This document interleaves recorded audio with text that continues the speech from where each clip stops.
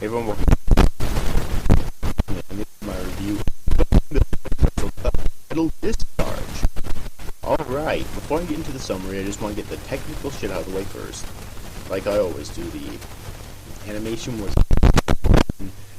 What little fighting there was in this episode actually happened at the beginning of it, and it was really good, obviously, you know, in terms of the animation and the fight in general. And the music was amazing, as always, too. Now I got that out of the way, get the summary done real quick, then I'll continue. With an unmanned size model Zaku sent in to eliminate the Starfield Strike Gundam in the middle of the battle royale, unlikely alliances are formed while Sei and Reiji must unleash Starfield Strike Gundam's trump card to survive. That's the basic gist of it. So their original opponent, I forget who that was, but after they defeat their original opponent, Sei and Reiji, then their mega-sized model Zaku ends up joining the battle, and yeah, an unlikely alliance of Sei and Reiji kind of won because they're not two separate models, so the Sei and Reiji together, their Starfield Strike, as well as as well as a Fellini and Mao, and I forget his name, the class president though, or the president of the I think it was like a Gunpla club or something like that, whatever, I forget his name though, as well as that one samurai Gunpla user, I forget his name too. All five of those models are actually end up teaming up in an amazing fight to defeat it, and they end up winning in the end, obviously. However, the rest of it's mainly exposition, really. Alright, we have that one, God, I hate it when I forget fucking names. Hold on a sec here. It's the president guy, but I want to call him by name.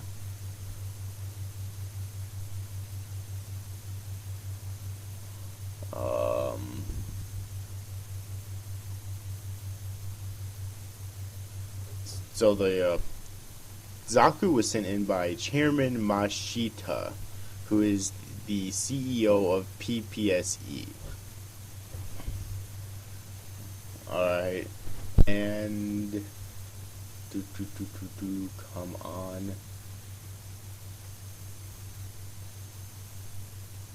Niels Nielsen is the samurai guy that I was talking about before. Okay.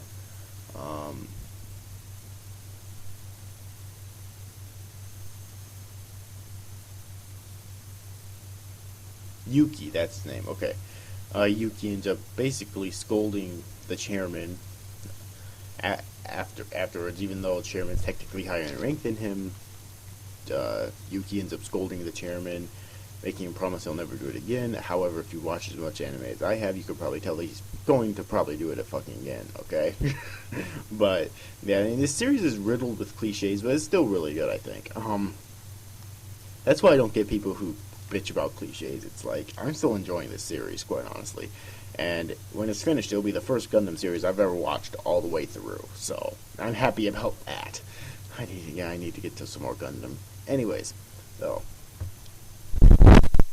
yeah, there's that, and there's also Mr. Rawl being incredibly suspicious about the Zaku actually showing up. Who knows? He might actually know more than what he's letting on. He might actually know that it was the chairman, or at least suspect that it was the chairman. Right? Who knows? All right, and I think that's pretty much it. The end of the episode was actually kind of odd because you had Reiji and that other chick who always dressed in white, I forget her name, meeting on the street and arguing, basically. And like a few episodes ago, he gave her money to buy some more meat buns, and it was too much, and so she wanted to pay him back, and they're having an argument because he doesn't want the payback. And then there's these thugs that end up walking up and making fun of them because they're arguing. Basically, they make fun of them, saying they're in love or whatever, and that causes them to want to fight back, and Reiji takes her place in battle, and that's basically where the episode ends. It's really weird, but it was funny at the same time, though. And yeah, that pretty much sums up what happened in this episode. So,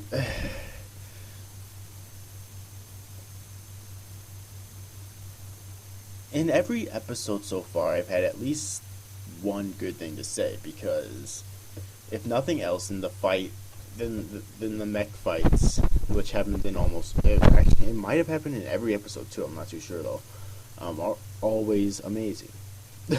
Okay, they are always amazing. Then again, this is Sunrise, so I shouldn't be too fucking surprised here now, should I? And well, I'm really not. I think that's pretty much all I have to say about this episode, though, is that I enjoyed it, and it looks like the plot is starting to get more interesting than I would have expected. A series that's basically just a fucking toy commercial to be. Alright, and so yeah, anyways, overall, I hope you enjoyed this review, guys. Easy after, guys. Thanks for watching. Bye bye.